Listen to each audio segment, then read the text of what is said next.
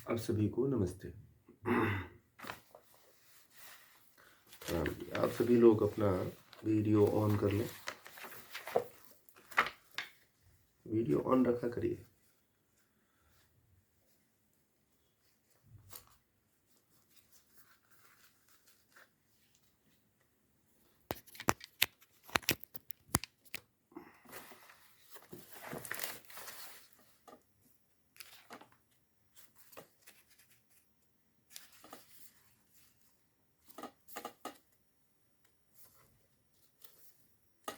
आज का जो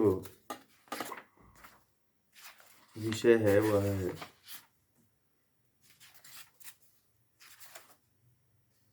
त्रैतवाद।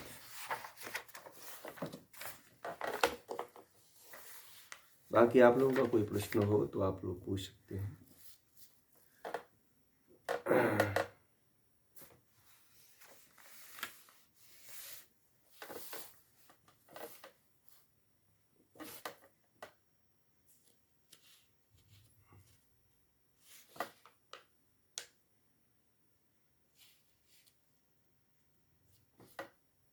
आप लोगों का कोई व्यक्तिगत प्रश्न हो ना, उसको पूछिए, तो उससे भी बहुत कुछ निकल करके आता है।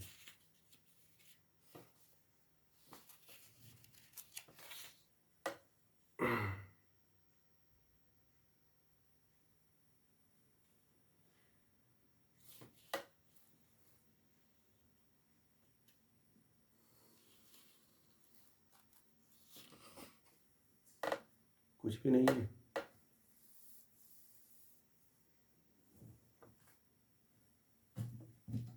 चलिए, तो मैं ही बोलता हूँ।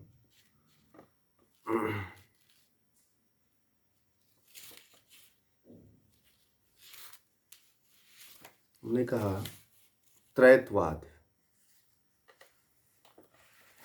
अगर जीवन में कुछ जानने लायक है और जिसको जान करके मुक्त हुआ जा सकता है संसार सागर से, आत्मा को जाना जा सकता है, परमात्मा को जाना जा सकता है, प्रकृति को जाना जा सकता है, वह है त्रैतवाद। तीन वाद है, तीन पदार्थ हैं जिनको जानना जरूरी है। जो इन तीन पदार्थों को नहीं जानता है वह कुछ भी नहीं जानता। तीन पदार्थ हैं ईश्वर, जीवात्मा और प्रकृति। ईश्वर, जीवात्मा और प्रकृति, इन तीन पदार्थों को अनादि कहा जाता है। अनादि का अर्थ होता है जिसका कोई प्रारंभ न हो और अंत भी न हो, उसे अनादि कहते हैं।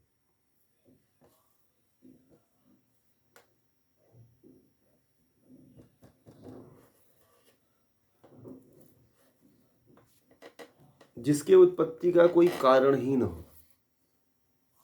ठीक है, तो ये तीन पदार्थ होते हैं और जो इन तीन पदार्थों को जान जाता है वह वास्तव में सही रूप में जानता है।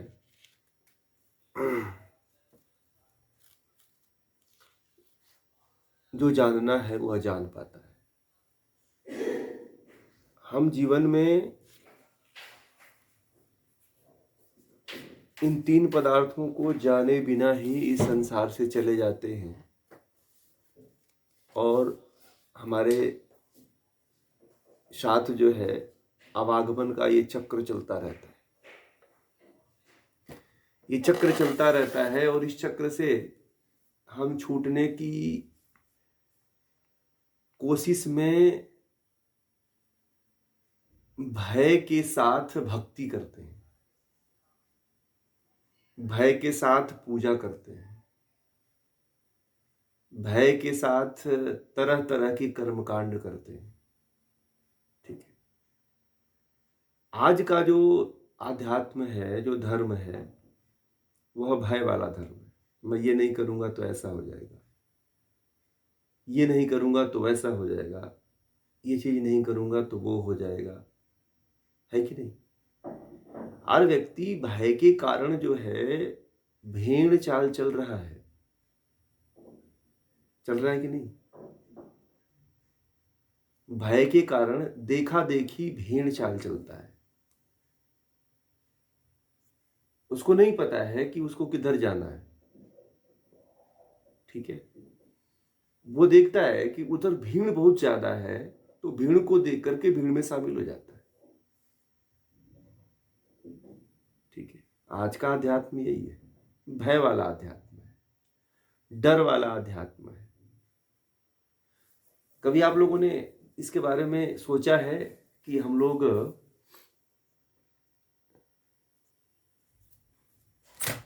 हम जिसको अध्यात्म कहते हैं, क्या वह अध्यात्म भय वाला नहीं है? हम डर के कारण ही तो भगवान के मंदिर में जाते हैं, क्यों? है कि नहीं? एक भय बना हुआ है, और जो भय के कारण आस्था उठती है, वह आस्था क्षणिक होती है, और उस आस्था से कोई लाभ नहीं होता है।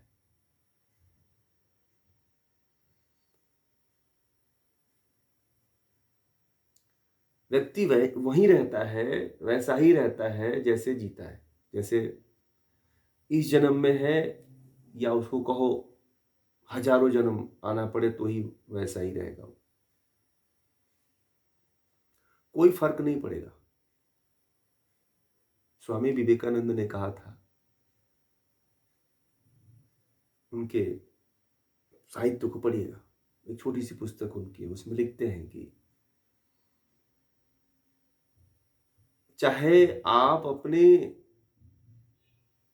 आध्यात्म का प्रारंभ आज कर लो, चाहे कल कर लो, यात्रा तो आपको यहीं से प्रारंभ करनी पड़ेगी।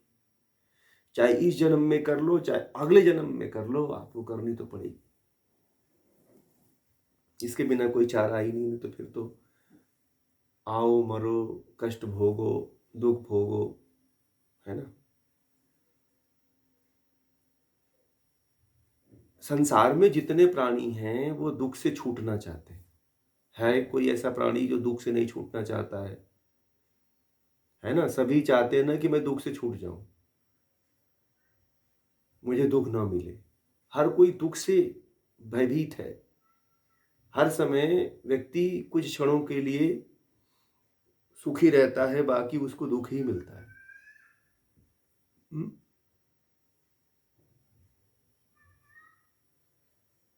ठीक है। दुख से छूटने के लिए ऋषियों ने, आपसे ज्यादा सोच और चिंतन मनन ऋषियों का था। उन्होंने इस दुखित, संतप्त संसार को देख करके, दुनिया को देख करके, स्वयं को देख करके एक सहज रास्ता ढूंढा कि इस दुख से छूटने के क्या उपाय हैं।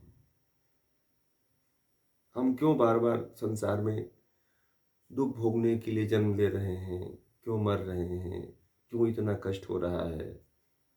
हम्म? जन्म जन्मांतरों तक, और कितने 84 लाख, कहते हैं 84 लाख योनियों के बाद ये शरीर मिलता है। इतना आसान भी नहीं ये शरीर को पाना, फिर भी हम इसकी कोई वैल्यू नहीं समझते हैं। जैसे भेड़ बकरी अपने जीवन को जी करके चली जाती है, वैसे ही शायद हम लोग भी अपने जीवन को जी करके जा रहे हैं, और बहुत से लोग तो अपना जीवन बहुत से खपा रहे हैं। नहीं पता है कि जीवन का क्या मूल्य है। अगर ये आदमी को अगर आप ख्याल पकड़ाओ तो भी आदमी डिस्टर्ब होकर के आपकी बातें सुनना बंद कर देता है कि अरे अब छोड़ो, अब उसको टेंशन नहीं लेना है। जो व्यक्ति अपने विचारों से भागता है वही व्यक्ति डिप्रेस्ड हो जाता है। ठीक है। आज बीपी की समस्या क्यों है, हार्ट की समस्या इतनी ज्यादा क्यों है, पता है क्यों? क्योंकि व्यक्ति अपने ही विचारों से भागता है और दूसरे के विचारों की और दूसरे की समस्याओं को इकट्ठा करता है। व्यक्ति जब अपने विचारों के प्रति जब व्यक्ति केंद्रित होगा ना, जिस दिन अपने आप को देखने लग जाएगा और दुनिया को देखना बंद कर देगा, उस दिन उस उसके शरीर से हार्ट की बीमारी और हृदय की बीमारी और हृदयाघात और ब्लड प्रेशर जो है, ये हमेशा के लिए खत्म हो जाएगा।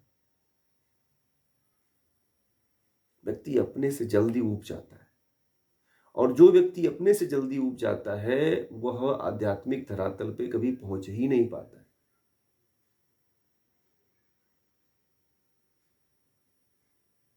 जब तक आप अपने वैचारिक अतल गहराइयों में नहीं उतरेंगे तब तक आप जीवन में सफलता नहीं प्राप्त कर पाएंगे।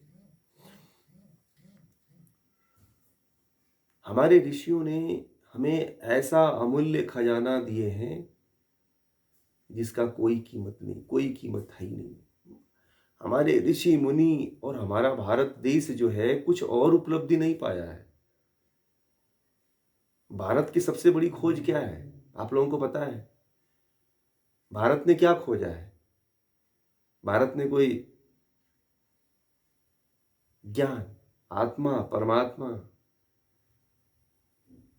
ईश्वर,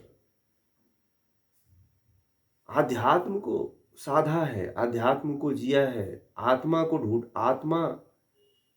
पे केंद्रित रहा है। भारत ने कुछ और नहीं उपलब्धि प्राप्त की है, दुनिया की सबसे बड़ी उपलब्धि प्राप्त की है। दुनिया का कोई ऐसा देश नहीं है जो इतनी बड़ी उपलब्धि प्राप्त किया हुआ है। जाएंगे तो कोई कार्टून बनाएगा, तो कोई खिलौना बनाएगा, है ना, तो कोई मोबाइल बनाएगा, तो कोई फलाना बनाएगा, कोई यही चीज बनाए है। परंतु भारत के ऋषियों ने वो भी बनाया है, एरोप्लेन बनाया, मोबाइल बनाया, क्या नहीं बनाया, सब बनाया है। भारत के ऋषियों ने ये जो जितने आप लोगों के सामने टेक्नोलॉजी दिख रही है सब री मेड है, ये समझिए कि पुनः से निर्माण है, ये सब बन चुका है पहले।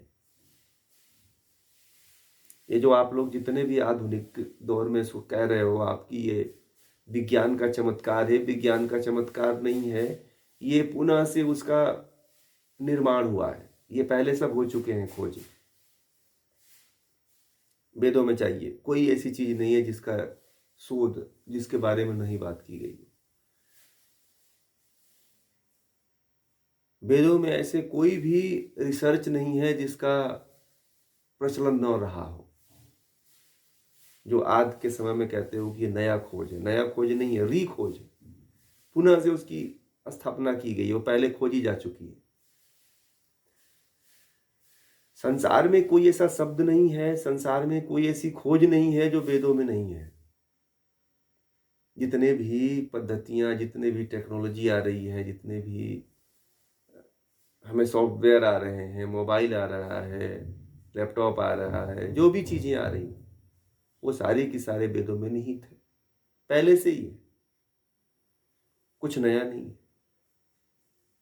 ये सब क्यों विलोप हो गया? कि हम लोगों ने उसको जानना छोड़ दिया। बड़ी मजे की बात बता दूं कि आज लोग वेद नहीं पढ़ते हैं, पुस्तकें नहीं पढ़ते हैं, पुस्तकों की पूजा कर लेते हैं। ठीक है। एक कथा हो रहा था हमारे घर में, तो वेद रखा हुआ था, मैं बहुत पहले वेद रखा हुआ, तो पंडित जी ने देखा तो कहा कि वेद उठा के लाइए, आज उसका पूजन कर लेते हैं कम से कम। तो मैंने कहा पंडित जी से ये कि इसका पूजन करने से क्या होगा, एक आध मंत्र जो है उसकी व्याख्या करके लोगों को सुना तो दीजिए। बोले कि नहीं नहीं, ये भी इतना समय नहीं, तो लाओ कम से कम पूजा ही कर लेते हैं। तो जब आते हैं तो बस पूजा ही करते हो, घर में कोई कथा होता होती, तो ऐसा ही प्रचलन चल गया। लोगों ने रामायण खरीद करके रखा हुआ है, उसमें लाल कपड़े में बांध रखा है और केवल अगरबत्ती घुमा देते हैं। जब फोटो पे घुमाते हैं ना तो उस पर घुमा देते हैं। जी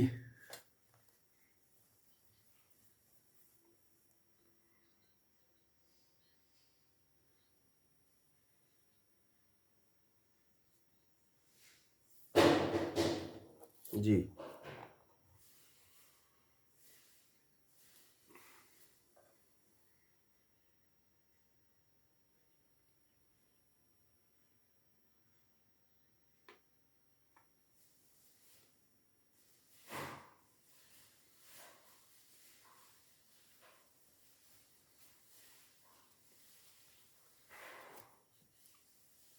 हम्म।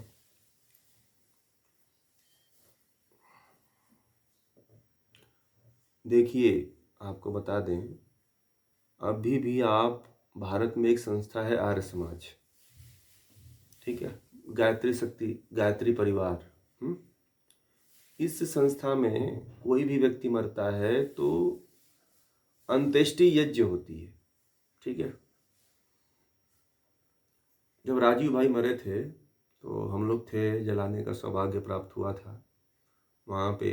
तो बहुत बड़ा यज्ञ हुआ था, 40 मन जो है घी लगा था, मतलब उनको जलाने में। तो देखा देखा है, परंतु आर्य समाज में आज भी ये संस्कार होता है। अंत्येष्टि संस्कार जो होता है उसमें उसमें पुरोहित आता है, उसमें पुरोहित आता है, गायत्री परिवार है उसमें भी होता है अंत्येष्टि संस्कार जो है।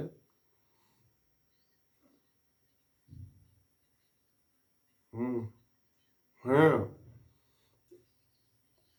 बात क्या है कि हमारे यहाँ क्या होता है कि पंडित जी आते हैं, वो पिंड, नहीं नहीं वो पिंड, नहीं नहीं वो क्या होता है, वो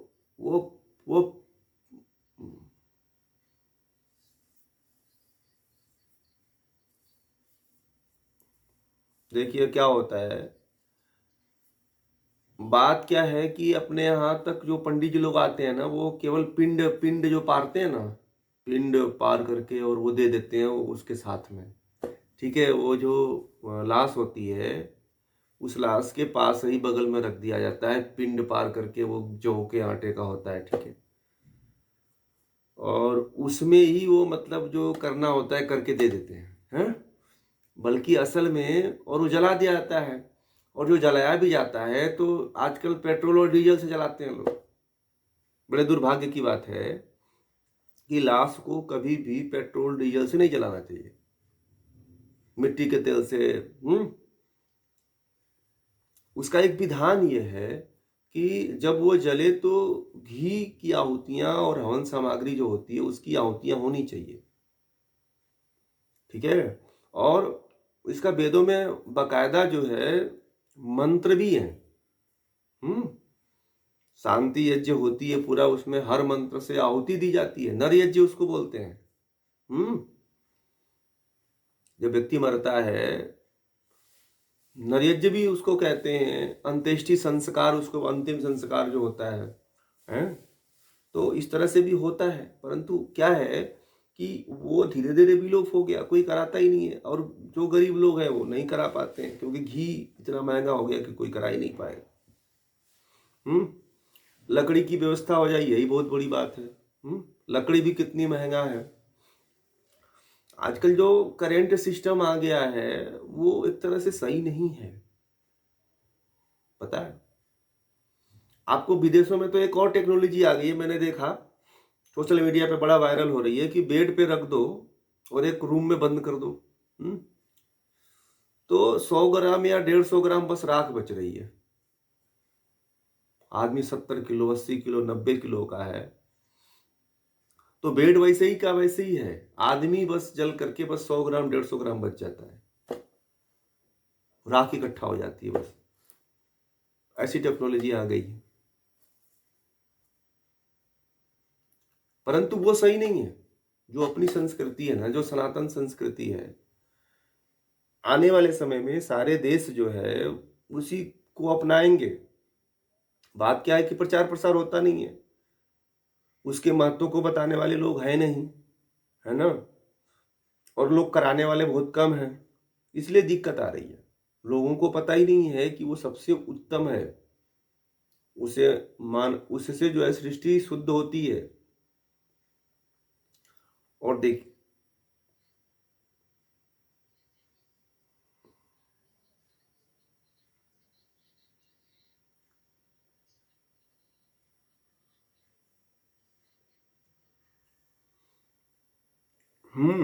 पढ़ता ना, मैंने इस पे बात कर चुका हूं, मैं पहले पहले मैं इसके बारे में बोल चुका हूं, दूसरी बार फिर बोल रहा हूं कि अब हम आते हैं सांख्य पे, ठीक है, दर्शन पे आते हैं।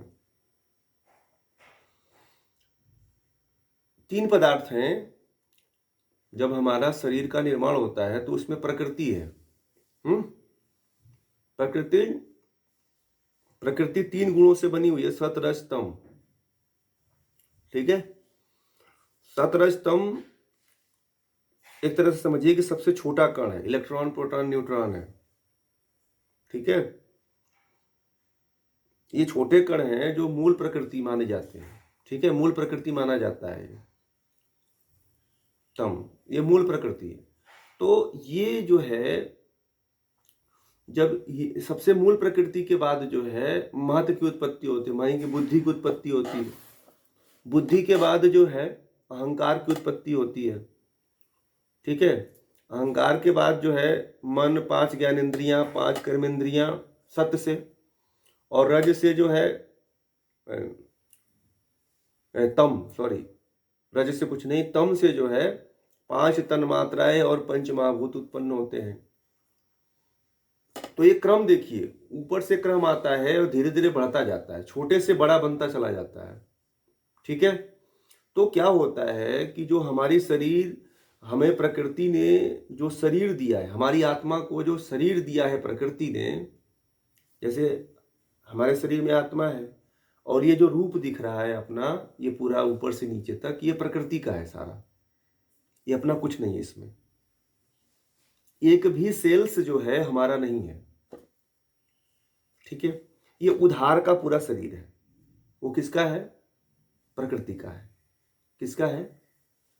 उधार का शरीर है। और प्रकृति हमें जीवात्मा के साथ इसलिए मिली हुई है कि हम जो है अपवर्ग की तरफ अर्थात मोक्ष की तरफ बढ़ जाए, अर्थात मोक्ष को प्राप्त कर ले। प्रकृति 2 ही कार्य करती है मनुष्य के लिए, आत्मा के लिए, भोग या तो अपवर्ग। यदि आप भोग में जाओगे तो भोग में साथ देगी, यदि आप मोक्ष की तरफ जाओगे तो मोक्ष में साथ देगी, ठीक है।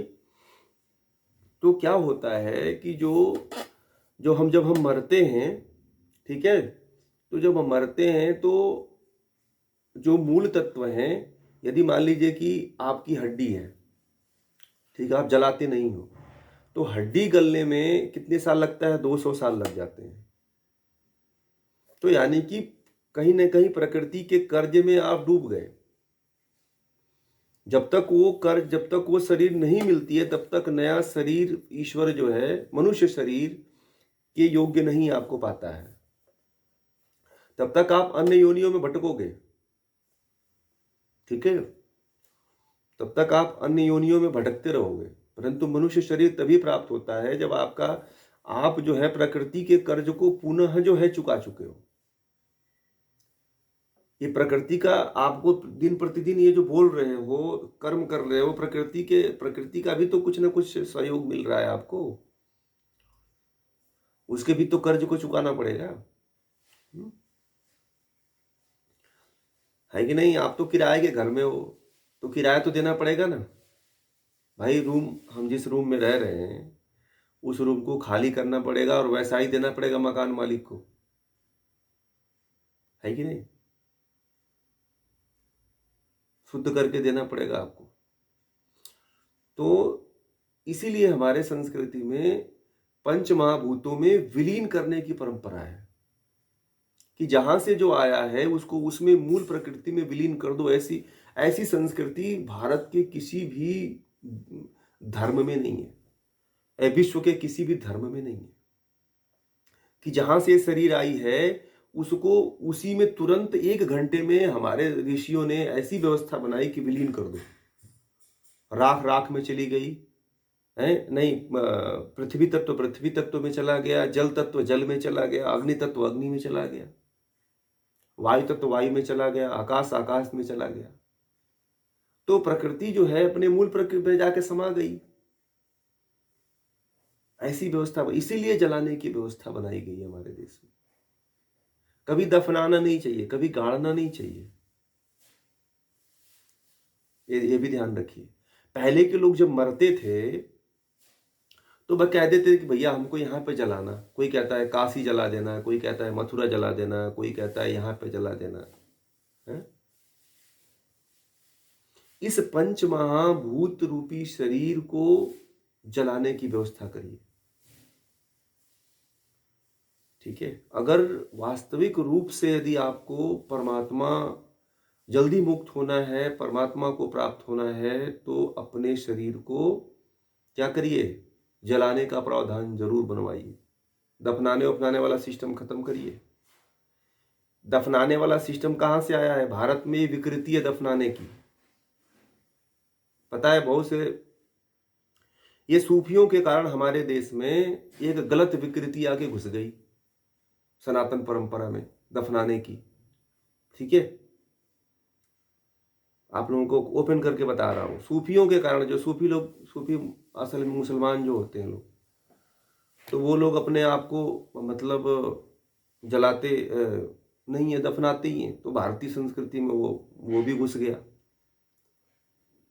ठीक है। ये दफनाने वाला सिस्टम हमारे संस्कृति में है ही नहीं है असल में, समझ रहे? सूफियों के कारण ये जगह बना लिया है उसने, ठीक है। सूफियों से हमारे देश में लाभ भी हुआ, बहुत नुकसान भी हुआ भारत सनातन परंपरा का, ये भी बता दूं आप लोगों को। असल में देखिए, पूरा फिल्म इंडस्ट्री जो है पूरा सूफी ही छाए हुए हैं। पूरा फिल्म इंडस्ट्री में सूफी गाने, सूफी विचार, सूफी भाव सब छाया। सूफी में असल में जो मुसलमान थे, जो जिन्होंने उपनिषदों को पढ़ा, तो वो पागल हो गए असल में। वो उन्होंने भी बहुत परमात्मा तक पहुंचे हुए, बहुत आत्मज्ञानी हुए उपनिषदों को पढ़ पढ़ के। वो सूफी हो गए। जिन्होंने उपनिषदों को पढ़ा ना, तो फिर सूफी हो गए वो, और परमात्मा की उपासना करने लगे। रजिया, बड़ा बहुत रजिया है, और भी है, क्या नाम है उसका, याद नहीं आ रहा है, मंसूर है। ये सब बहुत बड़े सूफी संत हुए हैं, बड़े बड़े संत, बहुत पहुंचे हुए संत हुए हैं सभी सूफियों में भी। परंतु क्या है कि वो अपने परंपरा को भी लाके खड़ा कर दिए ना, बीच में घुसा दिए। तो ये जो है सनातन परंपरा कहीं ना कहीं यहाँ पे गड़बड़ हो गया।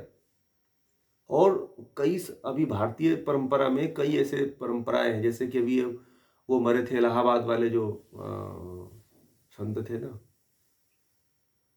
जिनको मारा गया था, तो उनको भी लोगों ने दफना दिया। परंतु वैदिक संस्कृति में वेदों के द्वारा जो परंपरा चली आ रही है, जो अनादिकाल से चली आ रही है, उसमें कभी भी दफनाने का प्रावधान नहीं है। चाहे संत हो, चाहे गृहस्थ हो, चाहे कोई भी हो, दफनाने की ये गलत प्रक्रिया संतों में भी घुस गई है। असल में बताऊं आपको, कई अखाड़े वाले लोग अपने साधुओं को ले आके गाड़ देते हैं, या तो नदी में बांध के केले में फेंक देते हैं। मैंने ये भी देखा है, वो भी सही नहीं है। वैदिक परंपरा में ये बातें वर्जित है।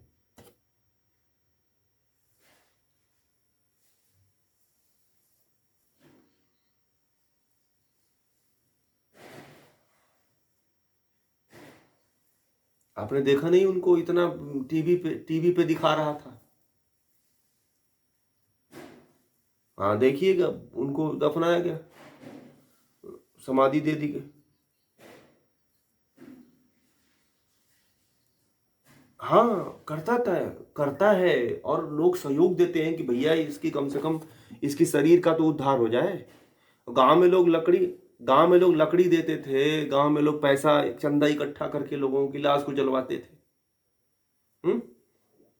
भारत में बड़ी अजीब परंपरा रही है और इस इन संस्कारों को निभाने के लिए पूरा दुश्मन हो, चाहे दोस्त हो, चाहे पड़ोसी हो, सब सहयोग करते थे। आप कुछ पूछ रहे हैं? कैलाश जी हैं। प्रणाम जी, प्रणाम।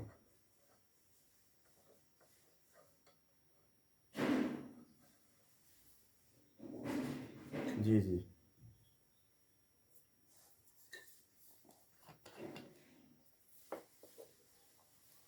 जी, नमस्ते।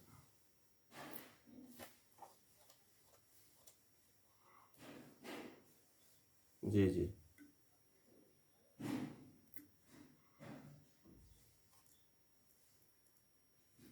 जी।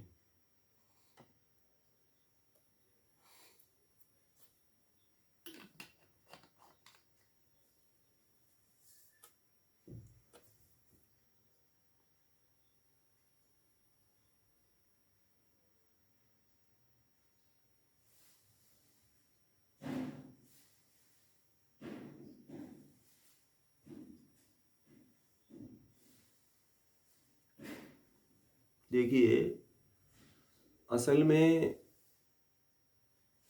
अगर वैदिक हमारे शास्त्रोक्त और सनातन परंपरा को देखते हुए यदि ये मैं बताऊं आपको, तो इसमें दो बातें मैं आपसे कहूँगा कि भारतीय सनातन परंपरा में जो 13वीं और भोज का जो प्रावधान है, जो बनाया गया है, वो असल में था ही नहीं। ठीक है? भोज जो है, भोज था ही नहीं।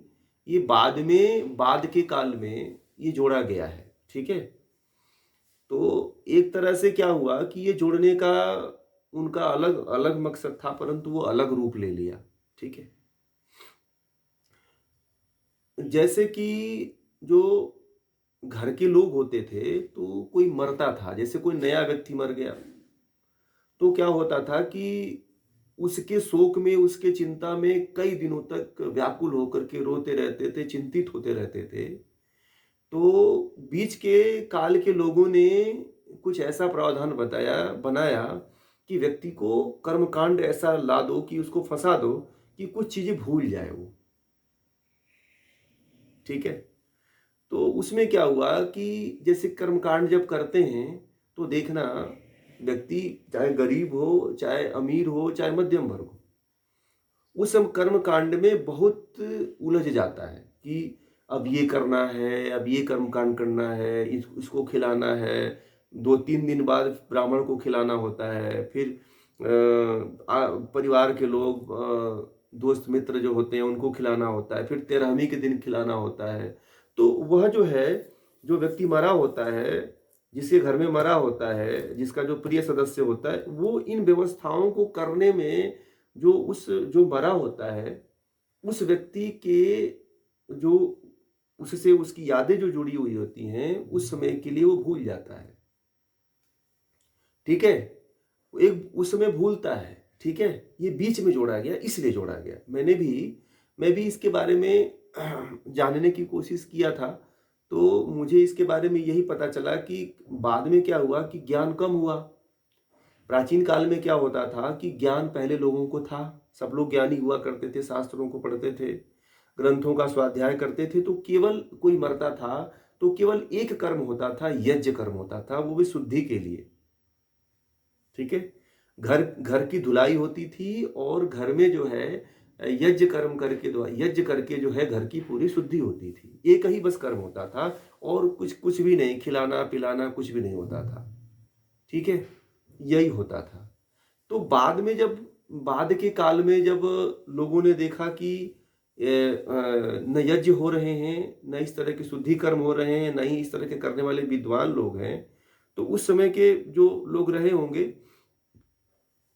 तो उन्होंने ऐसी व्यवस्था बनाई कि लोगों को इस तरह से उलझा दो कि जो व्यक्ति, उस समय क्या होता था कि कोई मरता था, तो इतनी अज्ञानता व्याप्त हो गई थी। हमारा देश जो है गुलामी की जंजीरों में लगभग 2000 साल तक जो है गुलाम रहा है। लगभग कोई ना कोई आकर के गुलाम हमें बनाता रहा है ना?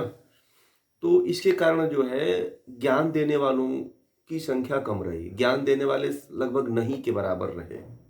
ठीक है, ज्ञान देने वाले नहीं के बराबर रहे और इस कारण जो है समाज में ये एक प्रचलन बना दिया कि कम से कम लोगों को इस तरह से कर्मकांड में फंसा दो कि कम जो है वो अपने परिवार का या अपने सगे व्यक्ति का या जो घर में व्यक्ति है उसके ज़्यादा उसके शोक में ना जाए, उसके चिंता ना करे, उसके प्रति ज़्यादा विचार ना करे, क्योंकि मानसिक रोग बढ़ रहे थे इससे, है ना।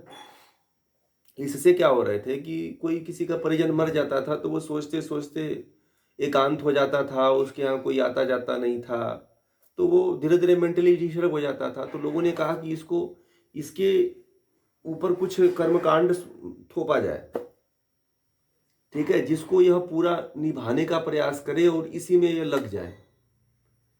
अब देखिएगा, जब व्यक्ति मरता है तो जिस घर में व्यक्ति मरता है उस घर के सदस्य 13 दिन तक जो है पूरा इधर उधर दौड़ लगाते ही रहते हैं। कि ये करना है, खाने पीने की व्यवस्था करनी है, ये भोजन बनवाना है, ये फलाना करना है, ये करना है, वो करना है। परंतु एक चीज आपको बता दें कि भारतीय सनातन परंपरा के अनुसार जो है यह बैन होना चाहिए, अब बैन होना चाहिए, क्योंकि अब ऐसा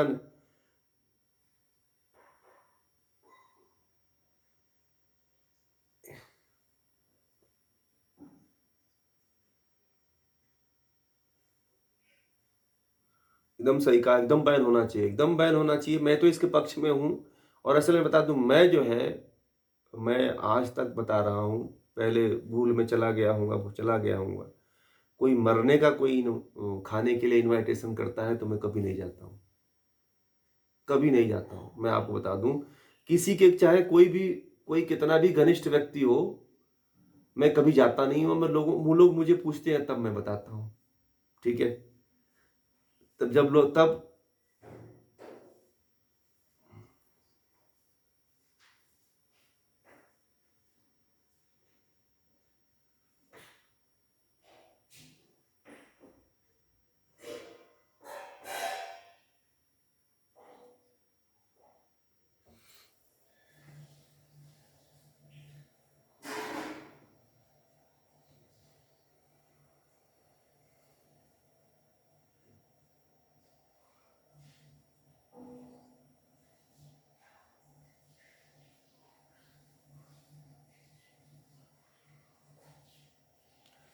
एकदम सही कहा, एकदम बहन। देखिए आप, मैं तो लोगों को ये कहता हूँ कि कोई यदि मर जाए ना तो छोटा मोटा घर की शुद्धि के लिए एक यज्ञ कर लो आप।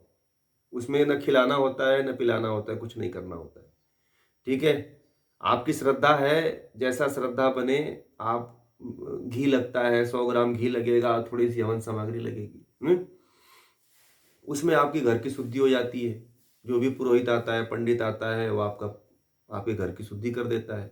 तो मात्र इतना प्रावधान आप कर लीजिए।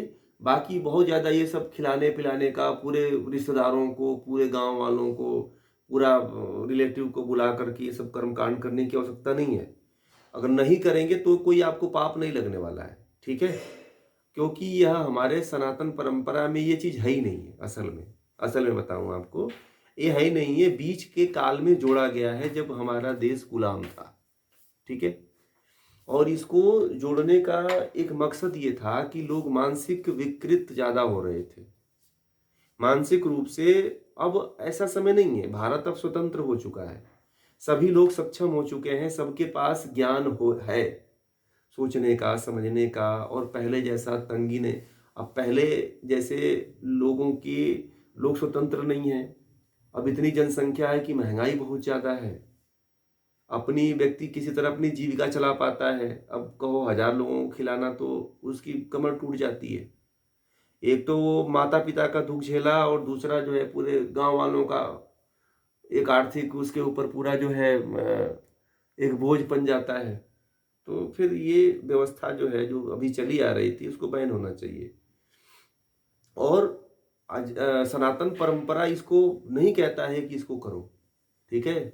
शास्त्रों में जाइएगा तो जो अंत्येष्टि संस्कार के बाद केवल जो है यज्ञ करने का प्रावधान है, वो भी घर की शुद्धि के लिए, ठीक है। आप मनुस्मृति पढ़ेंगे तो मनुस्मृति में भी यही प्रावधान है। हमारे हिंदू धर्म का सबसे बड़ा अगर कोई ग्रंथ है तो मनुस्मृति है। वो मिलावट वाली नहीं, ठीक है, जो बिना मनुस्मृति, हमारा सबसे बड़ा संविधान जो है मनुस्मृति है, और हर हिंदू को पढ़ना चाहिए मनुस्मृति, विशुद्ध मनुस्मृति जिसको कहते हैं, ठीक है। हमारा सबसे बड़ा संविधान वही है, और मुझे लगता है कि उसके ऊपर इतना आक्षेप हो चुका है कि लोग उसको पढ़ते नहीं है, परंतु पढ़ना चाहिए, हर हिंदू को पढ़ना चाहिए मनुस्मृति। मनुस्मृति में जो बातें कही गई हैं वो इतनी तथ्यात्मक और वैज्ञानिक पूर्ण हैं कि हर भारतीय को जानना चाहिए। असल में क्या हुआ कि मैक्स मूलर और पश्चिम के जो विद्वान आए उन्होंने मनुस्मृति को पूरा बदल दिया। हमारे ग्रंथों को उन्होंने इतना बदलाव किया है कि आपस में लड़ गए, और हम लोग अभी लड़ रहे हैं, मर रहे हैं, कोई जला रहा है, कोई मर कट रहा है, कोई उसको सही तरीके से समझे तो असल में क्या होता है कि हम अपने शास्त्रों को, जो हमारा मूल है, जिससे हम जुड़े हुए हैं, जो हमारा स्तंभ है, जो हमारा, वो चीज़ हम जानते ही नहीं है, पढ़ते ही नहीं है। सबसे बड़ी बात तो ये है, हम अपने शास्त्रों को नहीं पढ़ते हैं, गीता नहीं पढ़ते हैं, हम कहते हैं हम हिंदू हैं। काहे को हिंदू? आप हिंदू होने का आपके पास कोई भी किसी भी तरह का ज्ञान नहीं है। मैं आपको पिछली सप्ताह मैंने कह रहा था कि मुसलमान सारे हमारे ग्रंथ पढ़ते हैं, गीता पढ़ते हैं, वेद पढ़ते हैं, परंतु हिंदू नहीं पढ़ता है। आप किस तरह के हिंदू हो? केवल कहने मात्र से हिंदू नहीं हो। आपको अपने शास्त्रों का, आपके अपने संविधान का ज्ञान होना चाहिए, है कि नहीं? तभी तो आप अपने आप को हिंदू कहलाने के लायक हो, है ना? अभी हमें पता ही नहीं है कुछ, हमें अपनी संस्कृति का। असल में क्या होता है कि हमारे जो लोग हैं ना, वो अध्यात्म को केवल पूजा पाठ, मंदिर मस्जिद, कंठी माला, बस यही समझ लिए हैं। अभी जो लोग हमारे साथ जुड़ रहे हैं, अध्यात्म को समझने में कितना कठिनता आती है। इतना आसान थोड़ी है भारतीय अध्यात्म को समझना। आप जब जुड़ेंगे तो आप लोगों को पता चलेगा कि भारतीय अध्यात्म कितना कठिन है। इतना आसान नहीं है अध्यात्म को समझ पाना। अभी भारत के अध्यात्म को लोगों ने बस बना दिया है कि मंदिर में जाओ, कथा कहलवा लो, पूजा पाठ कर लो, यही अध्यात्म। अध्यात्म है ही नहीं है ये, मैं तो कहता हूँ ये तो कर्मकांड है।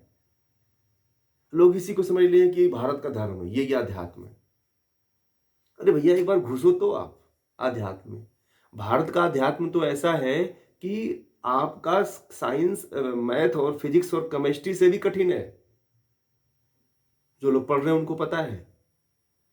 अभी आपके साथ में अनिल जी हैं, और भी जितने लोग इसमें जुड़े हुए सब लोग पढ़ रहे हैं, उनको पता चल गया है कितना कठिन है।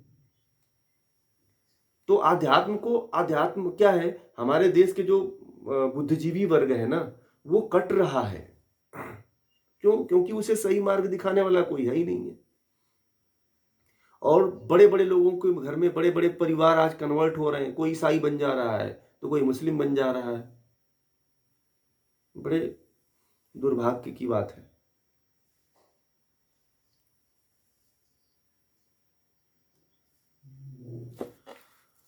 समझ रहे हैं ना? तो ये सारी बातें हैं, इन सब बातों को समझना बहुत जरूरी है। सबसे बड़ी बात है कि आप अपने शास्त्रों को सही तरीके से समझे, पहले तो जरूरी ये है। और बिना, जब तक आप अपने ग्रंथों को नहीं जानते हैं, अपने धर्म को असली तरीके से नहीं जानते हैं, तब तक हर कदम आप चलेंगे वो अंधेरे में रखेंगे। आपका हर पग जो है, हर पैर, बढ़ने वाला पैर जो है, अंधेरे में चलेगा, और आप अच्छा कर्म न करके बुरा कर्म ही करोगे। तो इन सब चीज़ों को समझना है, क्या सही है, क्या गलत है, क्या करना चाहिए, क्या नहीं करना चाहिए।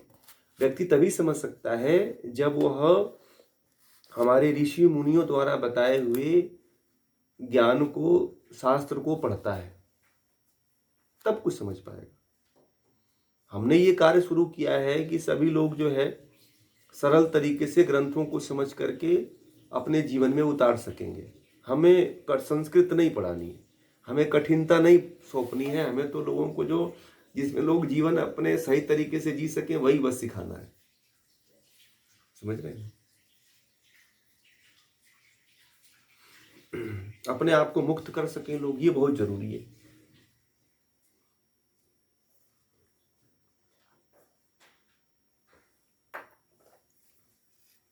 ठीक है, समझ में आ गई बातें?